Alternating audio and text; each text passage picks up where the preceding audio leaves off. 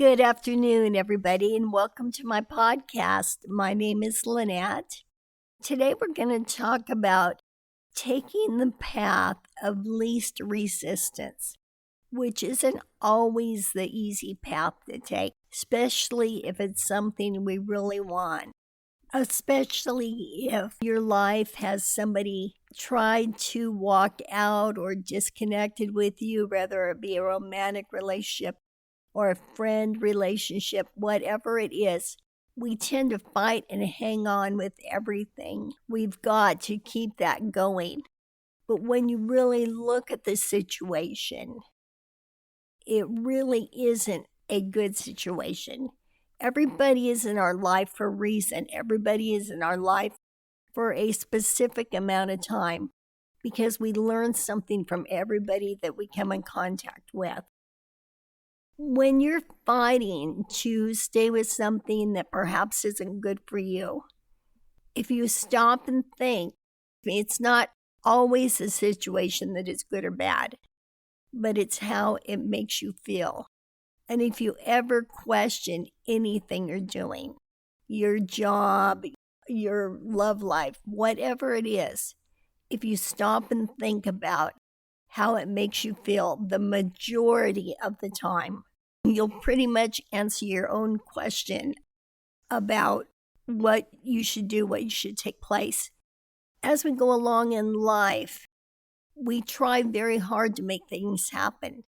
But the truth is, for example, when you're going after a specific job and the doors appear to be closing and you're fighting tooth and nail to open the doors because you want the job so badly, when something is really difficult for us, it usually means there's something better right around the corner, but it's a not knowing, so you're afraid to let go.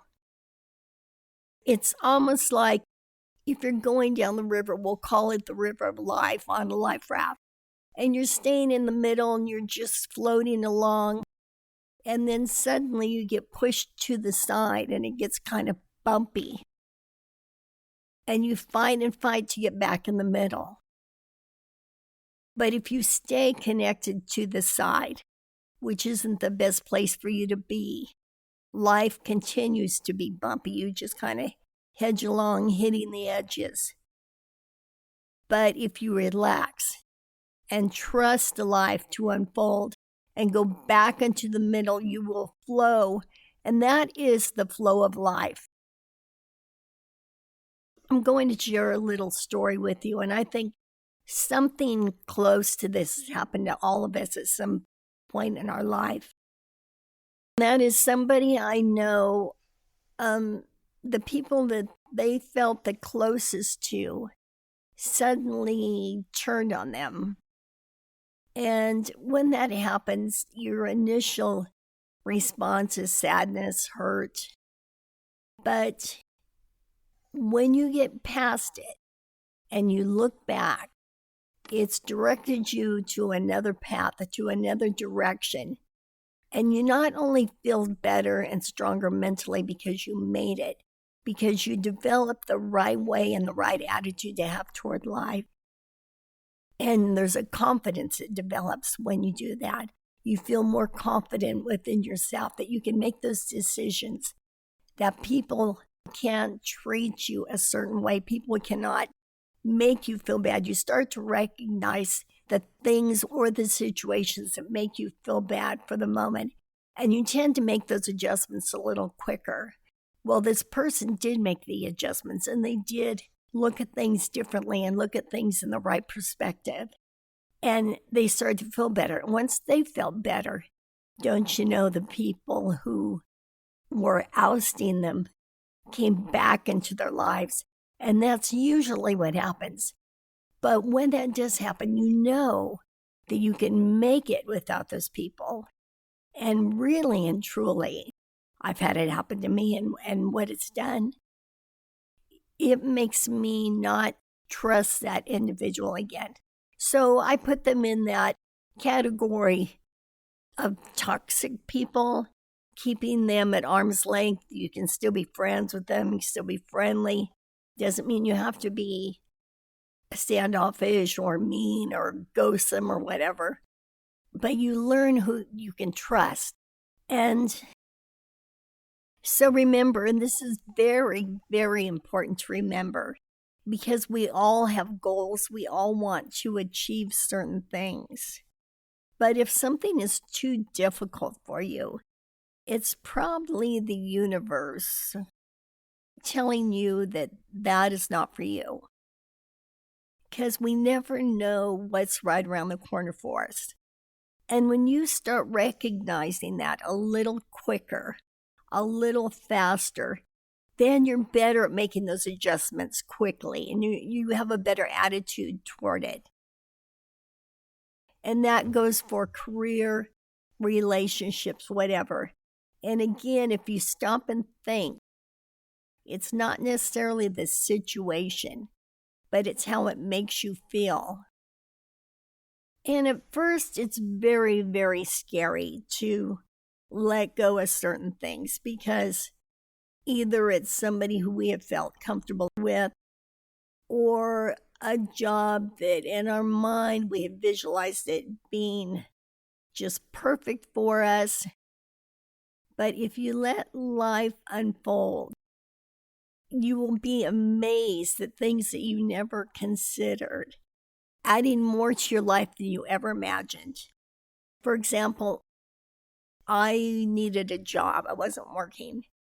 And a friend of mine worked for the school district, and she mentioned that they had an opening, and I thought, school district, that really was not my thing, but out of desperation, I applied anyway.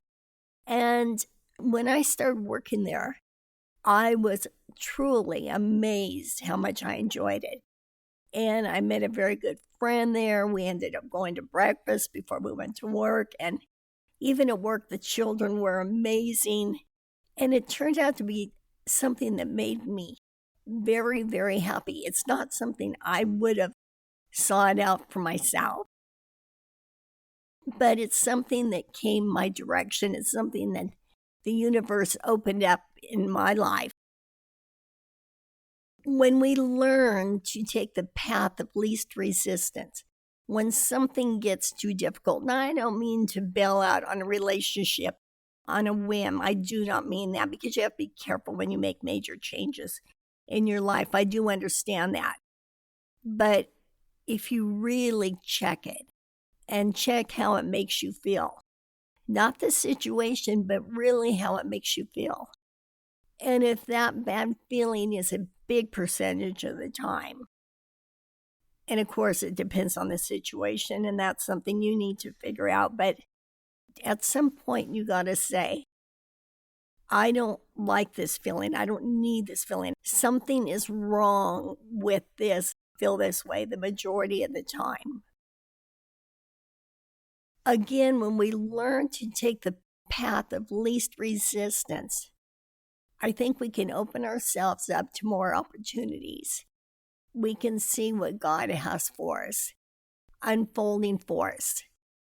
And I think when we feel down or whatever, it's because we feel like we've lost something, whether it be not getting the job we wanted, whatever it is. But if you have that attitude where you know that if the door is closed, that there's something better. And when you walk in that, when it truly becomes a part of your life, and when you start to recognize something or somebody's not making you feel good, the quicker you start to recognize all of this, the quicker you can go down the path of least resistance, which is a path of less stress, a path of more happiness, a path of you being where you were meant to be. Another situation that's kind of along these lines is, I'm going to use myself, for example. I'd lay in bed and think about what I need to do, what I need to have somebody do for me. And my phone, I'd record it on my phone to make notes, specifically how I want them to do it, what I want them to do, what they need to do. And I realized when I let go of that, everything gets done the way it's supposed to. and it's even better than I thought of. So, in other words, as we let go of life in a sense, the better it flows. We need to be open to those ebbs and tides and just literally go with the flow back and forth. And I think as you go through things, and if you're open to learning, and everything we go through is a learning process, I think you will see how it is beneficial for you to let go and let things go the way they're supposed to. And I think each time it happens, it's a little bit easier to do. And you can look back on it and you can feel more confident in letting go. Because letting go of control, that's what it is. It's letting go of control and letting life flow. It's kind of scary because I don't know. I always like to feel like I'm in control somehow, that I kind of know what I'm doing, even what I'm doing tomorrow. But when you do let go of that, from little things to big things, it's riding the river and staying in the middle and letting life go. And it can be amazing. And it can be amazing because life does have very good things for you. And we don't always need to be in control.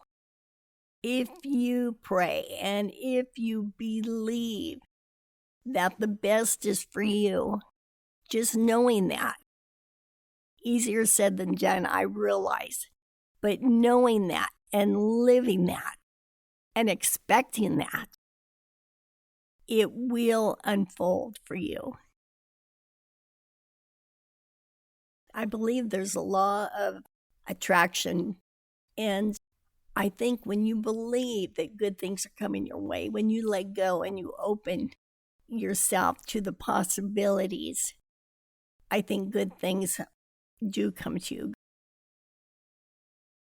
So I'm going to close in saying that letting go, I know, sounds like a very simple thing.